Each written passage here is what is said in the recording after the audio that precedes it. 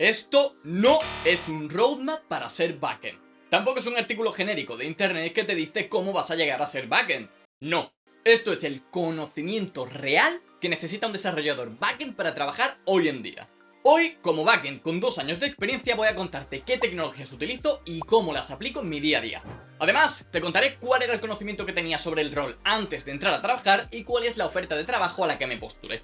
Apuesto a que te sorprende lo lejos que estaba de cumplir los requisitos y cómo aún así logré entrar. ¿Qué necesitas saber para entrar como backend? Te cuento mi caso. Hace 2 años conseguí mi primer trabajo full time en la industria como backend software engineer. Antes de eso, tan solo había hecho unas prácticas en una startup farmacéutica como web manager, y lo cierto es que hacía un poco de todo. Luego empecé a echar ofertas de trabajo y la oferta de mi trabajo actual a la que postulé fue esta que estás viendo por pantalla. Pedían experiencia, interés en arquitectura, saber de APIs y un montón de cosas que yo no tenía. Ya te lo comenté en un vídeo anterior que deberías ir a ver, y aquí puedes comprobar que solamente divulgo aquello que he probado o aquello que conozco, porque yo postulé a esta oferta sin cumplir todos los requisitos. Vamos, por pantalla vas a estar viendo los que cumplía y los que no.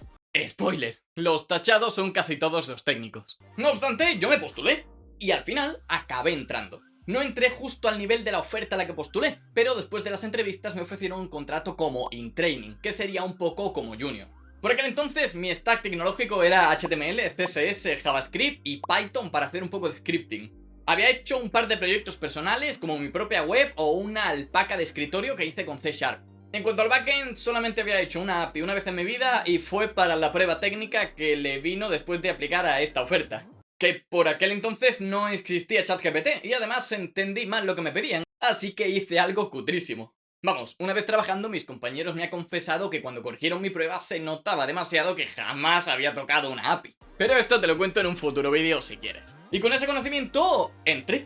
Gracias más a mi actitud que mi conocimiento, pero entré. Ahora, después de 2 años, puedo contarte con más detalle qué conocimiento es el que se requiere y qué es lo que yo utilizo a día de hoy. Eso sí, los conocimientos que vengo a mostrarte hoy son más relacionados con la parte puramente técnica. Aquellos que tienen que ver más con la gestión de responsabilidades, con el diseño técnico o con la comunicación y tantos otros que se van tomando conforme vas ascendiendo, los dejamos para otro vídeo. Te cuento algo que no me gusta nada: los roadmaps. Siempre me confunden más que me aclaran y me deja la sensación de que tengo que saber muchas cosas que al final no se utilizan. Así que en vez de traerte un roadmap genérico que me podía inventar, voy a decirte exactamente qué es lo que sé yo. Cuando yo me pregunto, ¿qué necesita a día de hoy un desarrollador backend para trabajar? Básicamente mi respuesta son 2 cosas: herramientas y el cómo aplicar. Dentro de las herramientas necesitamos primero de todo una tecnología de backend y sus complementos. En este caso, en mi empresa utilizamos JavaScript con el superset TypeScript que corre sobre Node.js.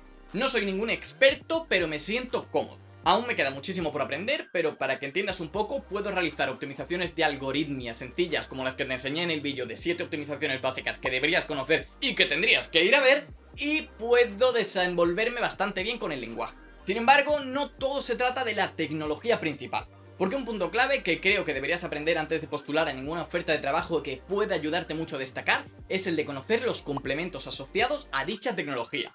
En mi equipo, por ejemplo, utilizamos Canex y MySQL para comunicarnos con la base de datos y Jest para todo lo que tiene que ver con los tests. Conocer estas herramientas antes me hubiera ayudado muchísimo y la verdad es que lo podría haber hecho porque son complementos súper utilizados y que hay bastante documentación y se conocen que se requieren en la industria. Considero importante que deberías conocer y saber trabajar con los complementos más utilizados o que directamente se requieren en la oferta laboral, ya sean librerías, frameworks, lo que sea. En segundo lugar, vas a trabajar con datos, así que necesitarás conocer una tecnología de base de datos. En mi caso estoy bastante familiarizado con MySQL para trabajar con bases de datos relacionales, y para no relacionales la verdad es que no conozco ni nunca he utilizado ninguna tecnología. Sé algo de teoría sobre cómo funcionan, cuáles son los lenguajes que se utilizan y cuáles son las ventajas y desventajas frente a una relacional por si alguna vez tuviera que decantarme por una u otra en un proyecto, pero ya está. No sé todas las tecnologías, ni sé una de cada, ni nada de eso. Sé y estoy más familiarizado con la que trabajo hoy en día y con la que apliqué en su momento. Mi recomendación es que te centres en una tecnología que sea de las ofertas a las que vayas a aplicar. Tampoco aprendas todas de golpe y pretendas saberlas todas, porque si no vas a dividir tanto tu foco que seguramente no acabes conociendo bien ninguna de ellas. Además de conocer un poco qué es la tecnología y cómo se utiliza, le sigue el conocimiento de diseño de tablas, buenas prácticas como saber cuándo insertar índices, cómo montar las relaciones, etcétera, etcétera. y la creación de consultas simples y avanzadas. De nuevo, no soy ningún experto, pero puedo realizar tareas básicas de todo esto que te acabo de comentar de manera sencilla y sin consultar nada. Aunque la realidad es que desde que salió ChatGPT jamás creo que he montado una consulta desde cero. Siempre le doy toda la información, él me la monta, la vamos retocando y así. Y si antes de que te cuente cómo puedes usar esta tecnología tú quieres ponerte con proyectos, te recomiendo que hagas proyectos de programación avanzados como montar tu propio Git o levantar tu propio Redis. ¿Cómo hacerlo? Pues con Codecrafter, donde tendrás un proyecto gratuito y con el enlace de la descripción un 40% de descuento en toda la web. Ahora llega la parte más importante del vídeo. Ya sabes que utilizo TypeScript y MySQL. ¿Y ahora qué? Nada. Es como si tienes un martillo y no lo usas, que es como si no tuvieras un martillo. Al conocimiento específico de la tecnología le sigue lo más importante para mí, que es saber cómo y en qué utilizarla. ¿Cómo aplico yo estas tecnologías en mi trabajo? Pues de diferentes maneras. Principalmente en la creación de APIs. El front consume la API que yo monto y hace cosas. Pues nuestra misión es conseguir que esa API procese los datos como se espera. Para esto es fundamental que estés familiarizado con un estilo arquitectónico de diseño de APIs. En mi empresa trabajamos con REST y alguna vez hacemos algo modo RPC. Pero si no sabes de lo que te estoy hablando, mejor ve a consultar el vídeo que tengo sobre APIs. Casi siempre a lo que me dedico es a editar o a montar nuevos endpoints para la API. Por ejemplo, si me dicen que hay que conseguir que un nuevo usuario pueda crear una cuenta en nuestra plataforma, pues primero diseñaré un endpoint tal que así y después haré algo como esto, esto y esto. Porque no te creas que hay que saber simplemente cómo es el estándar de REST y cuáles son las buenas prácticas, sino que para desarrollar esta tarea de manera correcta tienes que tener otra serie de conocimientos asociados. Tienes que saber principalmente cómo se implementa la API con la tecnología que vayas a usar y además los complementos asociados de nuevo. Por ejemplo, algo súper básico que utilizamos en mi empresa y que necesité saber al principio era Swagger. Además, hay que tener algo de conocimiento sobre arquitectura de software. Nosotros trabajamos con una variante de Clean Architecture y algo básico para poder desempeñar mi labor es conocer cosas básicas como por ejemplo, qué va en el dominio y qué no, qué significa cada capa y por qué se usa, dónde va cada responsabilidad, o sea, si yo me pongo a crear archivos o si yo tengo que añadir funciones, dónde meto cada una, así como un conocimiento de los códigos HTTP, manejo de logs y errores, y en sí todo lo básico que necesitas saber para poder desarrollar una API sin problemas. Como apoyo a este vídeo, he creado un repositorio dentro de mi GitHub donde he montado una pequeña API siguiendo una variante de la arquitectura que utilizamos en mi empresa. Ahí vas a poder trastear y probar y cuando tengas dudas le puedes preguntar a ChatGPT, puedes preguntarme en los comentarios o simplemente puedes buscarlo en internet. De esta manera puedes ver cómo es una API real, entre comillas, y juguetear con ella. Lo tendrás en mi GitHub y el enlace en la descripción. Además de esto, otra cosa que he tenido que aprender es a trabajar con los distintos componentes. Dentro del trabajo que hago con la API hay un conocimiento fundamental que necesito para desempeñar mi labor de manera correcta. Ese conocimiento es el de saber crear y trabajar con los distintos componentes de software que tengo a mi disposición. Ejemplos de esto, colas de mensajes, caché o adaptadores.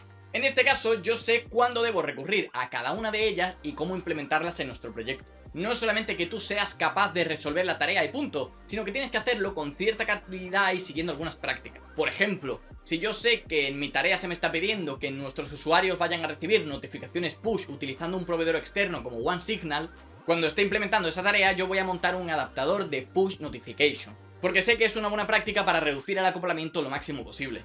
A su vez, si algo dentro del caso de uso de los requerimientos de la tarea veo que es un side effect y confirmo que es un side effect, posiblemente implemente dicho comportamiento utilizando colas de mensajes. La cosa es que tienes que saber qué piezas de software tienes a tu disposición y cuándo utilizar cada una y por qué. Sabiendo también crear scripts y tools. A veces también tenemos que crear scripts o tools que se vayan a reutilizar varias veces en el tiempo para tareas específicas, como parsear datos de CSVs o hacer backfill en la base de datos por lo que sea. Aquí tengo un conocimiento básico de scripting, como manejo de CSVs y poquito más. Resulta muy útil. Sé que te estás preguntando, vale Jesús, ¿y cómo aprendo yo todo esto? Mi propuesta es como lo aprendí yo, con práctica y curiosidad. En su mayoría yo todo esto lo aprendí a base de prueba y error, y realmente no debería sorprenderte, al final llevo trabajando 2 años, 8 horas cada día. No considero que haya aprendido demasiado tampoco ni demasiado poco, creo que lo mío es un caso normal. No creo que te baste solamente con leer y seguir tutoriales, cada cosa que aprendas llévalo a la práctica. ¿Que acabas de aprender a usar colas usando SQS? Pues añádelo en tu proyecto personal y haz una pequeña prueba de concepto. En mi caso fue sencillo porque la introducción en mi empresa se hace súper gradual y siempre me fueron llevando de la manita hasta que pude aprender a correr, como ya te conté en el vídeo de cómo fue mi primer mes y que deberías ir a ver. Por ejemplo, cuando yo llegué no sabía cómo se hacía una migración a la base de datos, entonces cuando alguien se cogió una tarea relacionada con ello me puse con esa persona en pair, vi cómo lo hacía y aprendí. Después hice yo una tarea y si lo hice mal o me atasqué le pregunté a esa persona y así poco a poco fui haciendo migraciones hasta que me quedó 100% claro, hasta que fui investigando, aprendiendo, entendiendo y ahora pues ya he hecho más de 100 migraciones y ya no tengo ningún problema ni duda con las migraciones. Si tú todavía no trabajas en una empresa, pues no permites que esto te frene. Haz proyectos personales, pruebas de conceptos y deja que la curiosidad te guíe. No copies y pegues, entiende el código que estás creando, al menos de manera superficial, y permite que sean las preguntas y tus propias ganas de aprender aquello que te lleve y aquello que te motive durante todo el camino. Adicionalmente al trabajo, he investigado mucho por mi cuenta, he leído documentación, me he pasado horas pegándome con diversos errores y hablando con ChatGPT, y he leído libros. Sobre todo aquellos que te enseñan cosas más irrelevantes a la tecnología y que vas a poder aplicar durante toda tu carrera. Porque al final, mucho conocimiento técnico lo puedes aprender revisando la documentación o con un comentario que alguien te haga por Slack. Pero cosas que son más agnósticas y que tienen que ver más con la mentalidad y el cambio de chip, me han venido súper bien estos libros. Hay muchos y muy buenos. Pero si tengo que decirte los que podrían hacer tu código mucho mejor invirtiendo mucho menos, creo que serían estos 3 que estás viendo por pantalla. En la descripción tendrás los enlaces de Amazon, además del repositorio de la API que te he comentado previamente. Pruébalo y aprende, porque ahora ya sabes lo que necesita un desarrollador backend para trabajar actualmente. Si el vídeo te ha gustado no olvides compartirlo, darle like, suscribirte y dejarme tu opinión en los comentarios, que es un simple gesto, pero me ayudas un montón.